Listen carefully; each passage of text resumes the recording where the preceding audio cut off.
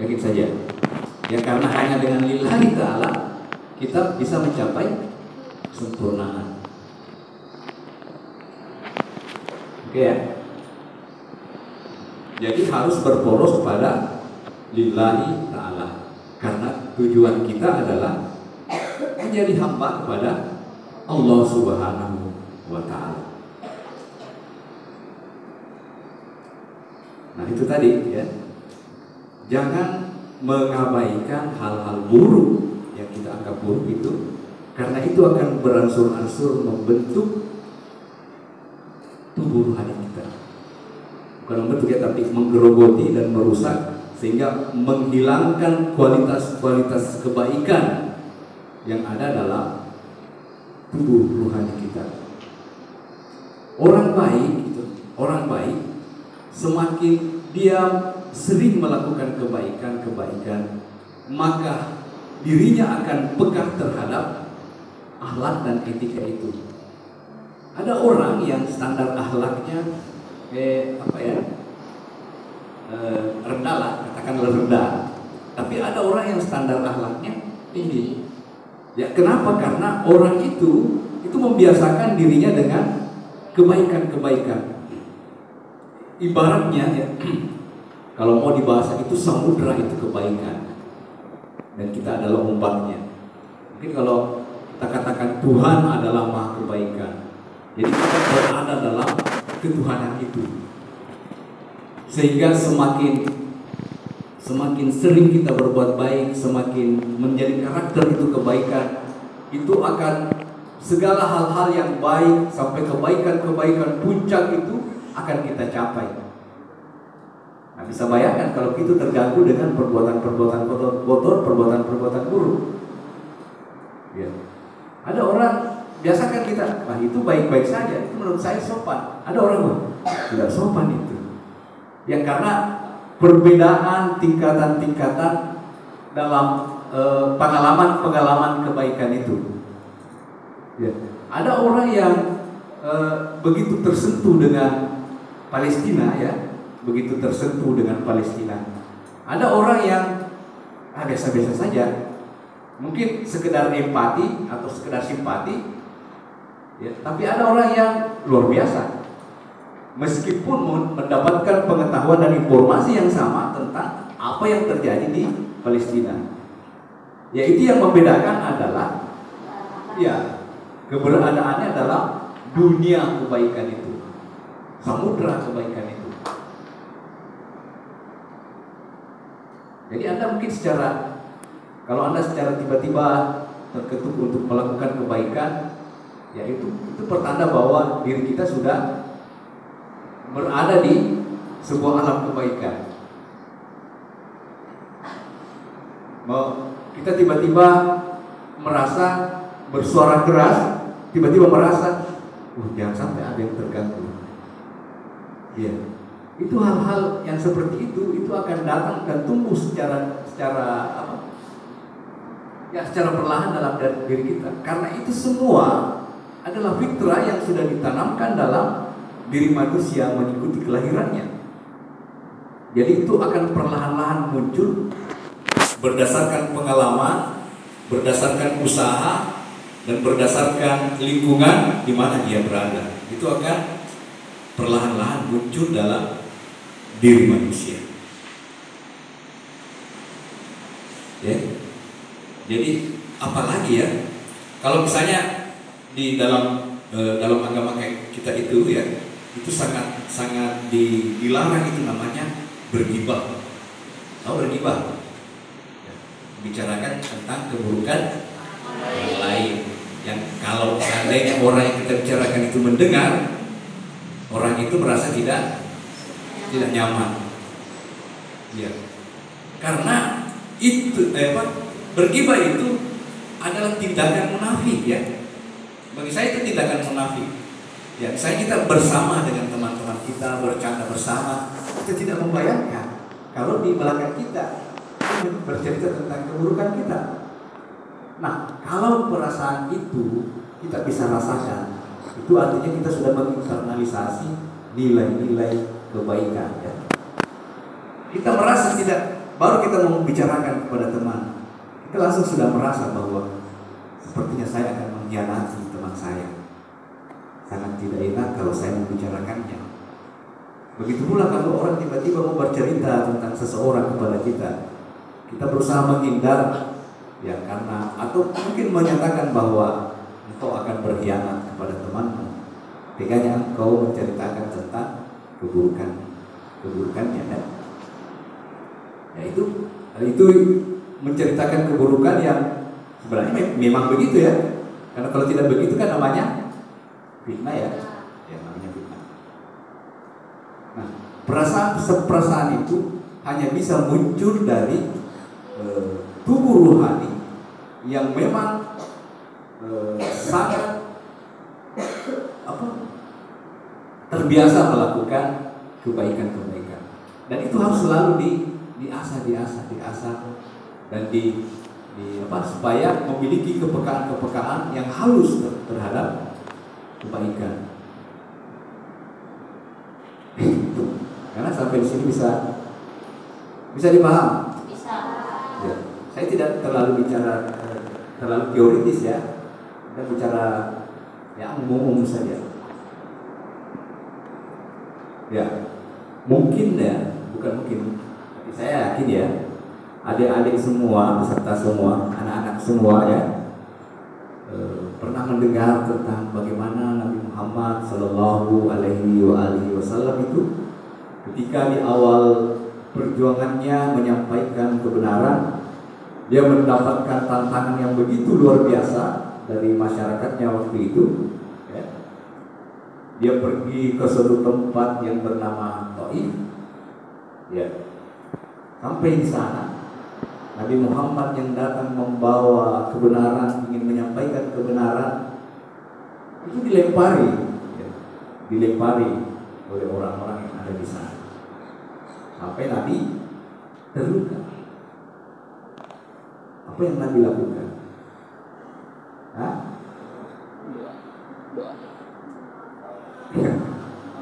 Malaikat turun karena kasihan melihat Nabi. Kasihan melihat Nabi Muhammad. Wahai Muhammad, itu gunung, kalau engkau bilang bahwa jatuhkan itu gunung kepada penduduk itu, saya akan jatuhkan sekarang juga. Nabi Muhammad bilang, tidak usah. Mereka cuma tidak tahu. Ya.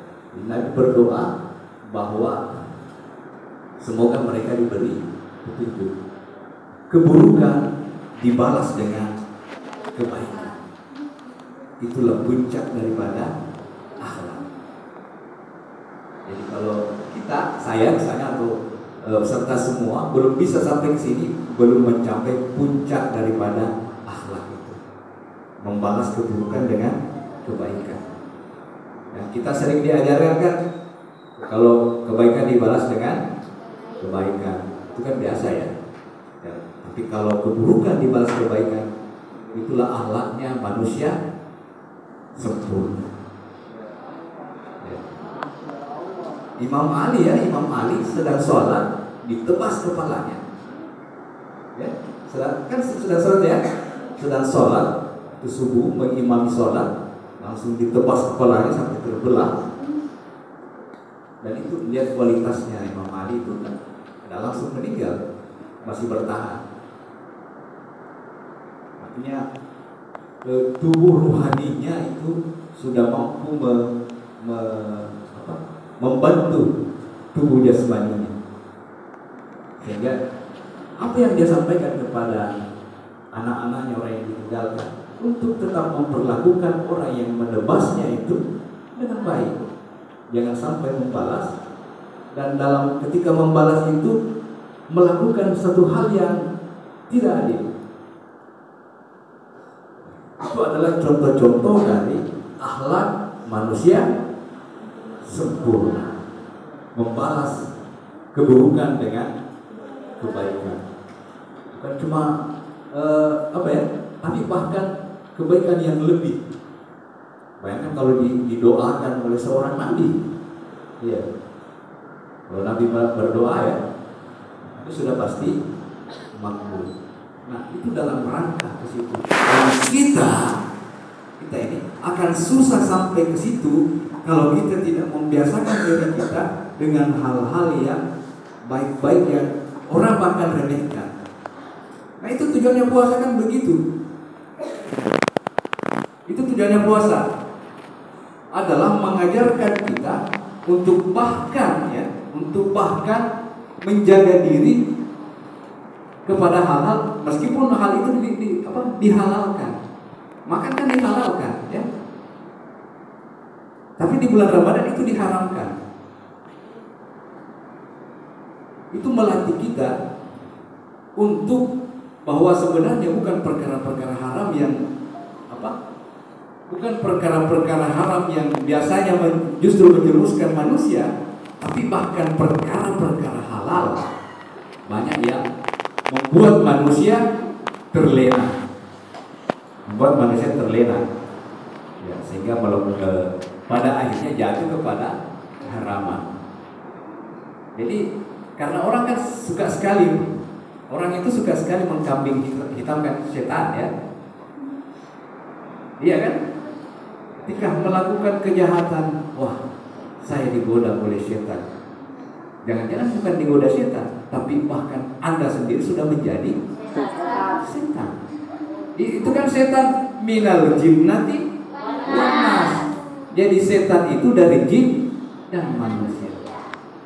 Kalau orang itu kan minum keras itu kan dilarang, ya. Kalau Anda ada orang minuman keras dan ketika dilarang, saya digoda setan. Dibilang setan, saya tidak perlu menggoda kalau persoalan itu. Jadi setan itu tidak menggoda manusia untuk melakukan hal-hal yang dilarang. Karena kenapa? Ya karena kita semua sudah tahu bahwa itu dilarang. Artinya kalau ada orang yang sudah tahu dilarang tapi tetap dilakukan, maka dibilang setan, teman. Tidak perlu digoda, tapi teman.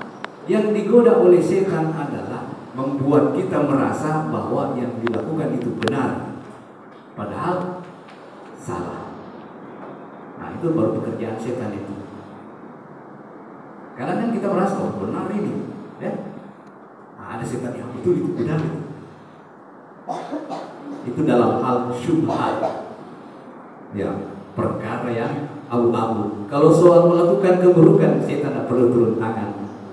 Nafsu manusia sudah cukup membuatnya bisa ke sana. Makanya hati-hati, dan untuk bisa membuat pertahanan yang bagus, ya itulah bulan Ramadan. Jangankan melakukan yang haram, yang halal saja kita bisa hindari, ya kan? Demi ketaatan kepada Allah Subhanahu wa Ta'ala. Berpikir ya, panas. Iya. Bisa dibahas atau ada yang mau bertanya? Kita berdiskusi.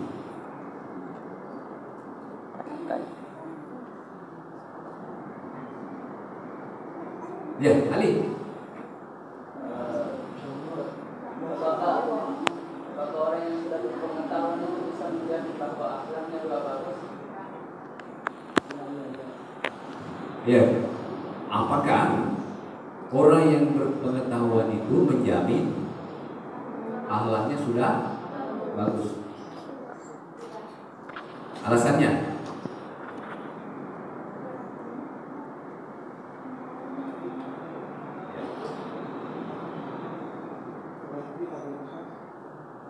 Orang yang berpengetahuan akhlaknya sudah bagus. Jawabannya? Alasannya? Kira-kira apa alasannya?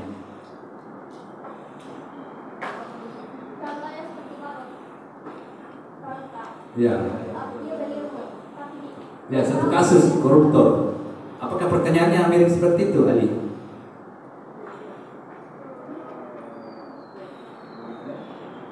Kira-kira begitu atau bagaimana? Ya. Oke ya. Apakah apakah berpengetahuan itu adalah jaminan orang menjadi berakhlak baik? Ya maksudnya kalau melihat kenyataan ternyata tidak ya, ternyata tidak. Dan misalnya kalau secara kita mau pikir-pikir bahwa orang itu terhadap kebenaran, ya, ketika sudah sampai kebenaran itu, maka manusia akan pada dua pilihan, gitu? Yang pertama, apakah manusia itu menerima itu kebenaran atau menolak? Itu sudah akhlak itu. Sampai di situ sudah akhlak. Ya. Jadi sampai di situ saja pengetahuan belum bisa menjamin, karena sebelum orang melakukannya kan harus diterima dulu. Ya? Jadi kebenaran itu, ketika kebenaran sampai kepada manusia, manusia punya dua pilihan. Apakah diterima atau diingkari. Sehingga ada istilah apakah diimani atau diingkari. Jadi orang kafir itu adalah orang yang mengakui kebenaran bahwa itu benar, tapi dia ingkari. Kalau orang tidak menganggapnya benar, itu bukan orang kafir, karena dia tidak menolak kebenaran. Dipahami Pak? Jadi beda menolak kebenaran dengan tidak menganggapnya benar. Dikatakan menolak kebenaran kalau ya betul itu benar, tapi ditolak, makanya dikatakan kafir. Orang yang menutupi. Apa yang ditutupi? Kebenaran. Jadi harus ada kebenaran baru ditutupi. Kalau tidak ada kebenaran, kan tidak ada yang ditutupi, ya kan? Tidak bisa disebut sebagai kafir. Itu dari segi teoritis ya. Tapi bahwa dalam istilah-istilah hukum itu ada yang menggolongkan begitu, itu adalah untuk kepentingan hukum, ya, untuk kepentingan konsistensi hukum. Nah di situ saja orang karena kebenaran, pengetahuan yang dia tahu itu belum tentu dia imani dan belum tentu dia yakini. Nah itu baru langkah sebelum menjadi sebuah tindakan. Karena beriman dan beriman atau mengingkari itu kan sebuah sudah tindakan ya, sudah akhlak itu. Beriman itu kata kerja, ya. Amana yu'minu, iman. Kalau yu'minu itu kan sudah kata kerja, itu sudah akhlak itu. Jadi dari situ saja kita sudah menggambarkan bahwa orang yang berpengetahuan mengetahui sesuatu saja ya, tentu yang sesuatu itu dilakukan. Apakah itu yang Ali maksudkan? Ya, sehingga misalnya kayak orang koruptor itu ya, ya, dia dari segi kenikmatan dia orang ya kufur nikmat, kafir terhadap nikmat.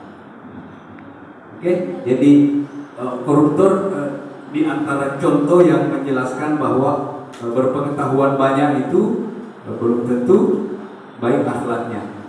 Ini sebenarnya agak terlalu umum untuk dihubung-hubungkan. Tapi katakanlah bisa seperti itu. Ya karena dalam aspek hukum, itu yang pertama ada hukumnya dan yang kedua ada objek hukumnya. Bagaimana menjelaskan itu? Ini terkait dengan orang berpengetahuan dan berakhlak, mengamalkan apa yang diketahuinya. Ya. Oke, ada yang lain? Atau belum puasa nih? Nanti kita selesaikan secara adat. Ayatnya.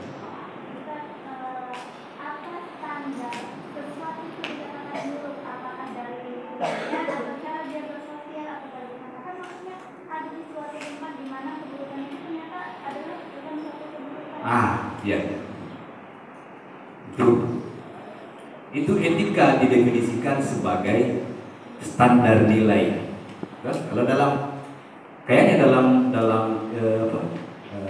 diskursus etika itu dia dikatakan sebagai standar etika, yang artinya ada patokan ya, patokan yang digunakan oleh orang untuk menganggap bahwa itu baik, itu buruk.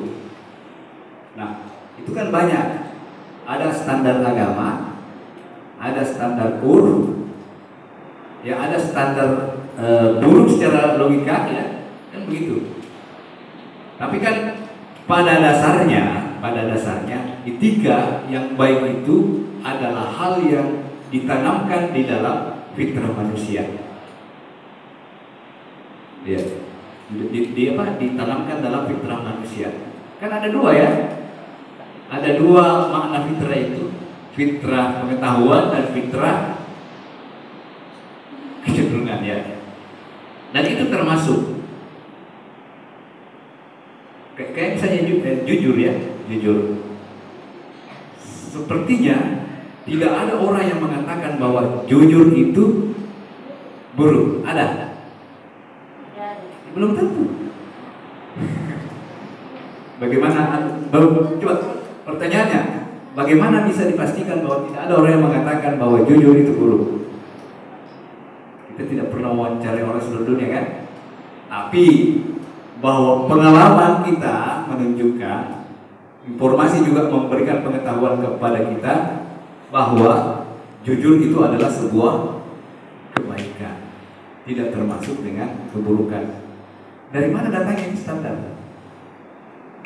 Apakah itu jujur adalah ajaran Islam? Kan bukan. Dia adalah fitrah insaniyah, yang hal seperti itu harus ada di setiap manusia. Karena kapan tidak, maka pertanyaan tidak bisa dijawab. Misalnya ada suatu tempat di mana mungkin hal-hal yang relatif ya, yang gradasinya itu orang menganggapnya itu buruk, sopan, yang di tempat lain mengatakan enggak, itu tidak masalah. Tapi itu tidak berkaitan dengan hal yang bersifat sangat substansial, seperti kejujuran, kesetiaan, kezalim, menyakiti, bahwa setiap orang itu tidak mau diperlakukan buruk, kan gitu. Jadi semua orang harus secara fitrawi memiliki itu. Karena kapan tidak, kacau. Sama dalam filsafat, coba harus ada yang aksiomatik. Kalau tidak ada yang aksiomatik, maka tidak akan pernah ada pengetahuan. Nah, dalam hal etika juga harus ya ada yang dalam logika disebut aksiomatik. Ya, seperti kejujuran, kesetiaan, apalagi tidak berdusta, itu kan jujur. Ya, bahwa dusta itu orang tidak suka, dikhianati orang tidak suka, semua orang kan seperti itu. Dan dari situlah disusun banyak norma-norma yang berkaitan dengan sebuah lingkungan yang mungkin itu mengaktual dalam bentuk praktik-praktik budaya yang kita kenal dengan kearifan lokal. Karena yang namanya kearifan sebenarnya tidak ada yang bersifat lokal. Ya, kayak keberanian, orang Bugis itu berani apa? Semua orang berani. Maksudnya di setiap suku ada keberanian. Cuman ada namanya di mana atau bagaimana wujud budayanya itu keberanian. Karena menurut saya semua suku akan mengklaim dirinya pemberani. Semua suku akan mengklaim dirinya suku yang saling menghargai. Tetapi kan ada yang berbeda-beda dalam mewujudkan bagaimana membumikan ini dalam bentuk-bentuk aktivitas budaya. Itu kayak terlalu jauh bagaimana. Maaf ya. Kira-kira begitu. Jadi memang ada secara fitrawi yang ditanamkan dalam diri manusia yang memungkinkannya untuk merasa etika yang sama. etika yang sama. Itu hal-hal yang seperti tadi, yang paling dasar adalah, nah hal-hal yang lain kemudian diajarkan dalam agama ya, yang atau dikabarkan oleh Allah Subhanahu wa taala dan akal kita. Akal kita memutuskan sebuah etika bahwa kalau engkau tidak suka diperlakukan seperti itu, maka jangan perlakukan kepada orang lain. Tidak mau disakiti ya jangan menyakiti. Ya. Kalau engkau merasa sakit kalau disakiti, Anda harus berpikir juga bahwa orang lain juga akan merasa sakit kalau disakiti. Ya, jadi ada beberapa kesimpulan-kesimpulan rasional dari akal. Ada juga yang memang merupakan bawaan fitrani yang memang harus ditanamkan pada diri manusia sehingga tercipta sehingga ada yang namanya etika standar yang diakui oleh semua umat manusia, yang memungkinkannya untuk bisa saling beretika satu sama lain. Ya, saya pikir itu ya. Dan mungkin ada teman mungkin yang bisa menampakkan sampai jam berapa? Sampai jam 10. Ingin Ramadan Camp ini tanamkan kepada para peserta sekalian itu adalah kepekaan etik. Ya, harus peka dengan etika. Ya, itu juga akan menyelamatkan kita dari menjadi sebuah pribadi-pribadi yang tidak peka, yang kemudian akan merusak katakanlah tubuh rohani kita. Kalau supaya akan menghindarkan kita dari sifat-sifat tega misalnya ya.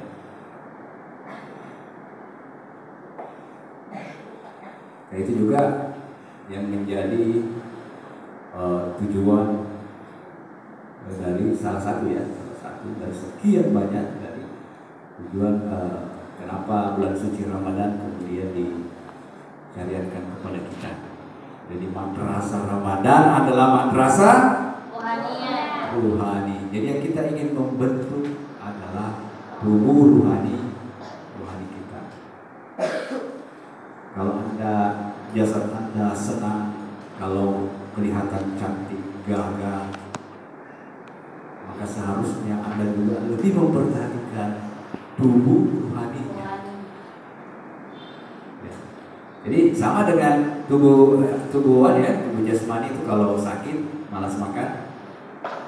Nah, kalau kita malas ibadah, mungkin jangan-jangan itu adalah pertanda rohani kita juga sedang sakit. Tapi dengan dengan sebab akibat yang berbeda. Kalau di tubuh jasmani itu adalah untuk membantu penyembuhan, ya, bahwa rasa tidak senang itu adalah reaksi biologis yang merupakan sistem untuk mengurangi makan memang. Karena dengan mengurangi makan, tubuh akan berkonsentrasi membentuk daya imun.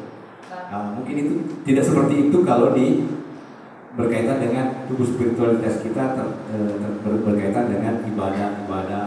Karena kan makanan dari tubuh spiritual kita adalah pengetahuan, ibadah, zikir, ya. Itu adalah makanan dari rohani kita. Dan itu penting ya, itu penting sekali. Karena kalau dalam hal amal kebaikan itu, amal soleh itu kan larinya dua ya. Ada yang membentuk menjadi kualitas, yang itulah tubuh rohani kita, dan ada yang kemudian menjadi fasilitas. Fasilitas yang banyak diceritakan bahwa di sana akan ada kolam susu yang mengalir, ada bangunan yang terdiri dari emas dan permata bertahtakan berlian. Tapi kalau kita tidak punya kualitas untuk menikmati itu kan percuma juga. Jadi ya itu arahnya bahwa segala ibadah kita larinya adalah membentuk kualitas tubuh rohani kita dan ya fasilitas lain di dalam perjalanan kita kelak. Pikir itu ya. Masih ada? Ada yang mau bertanya? Yang perlu didiskusikan? Ya. Oke ya.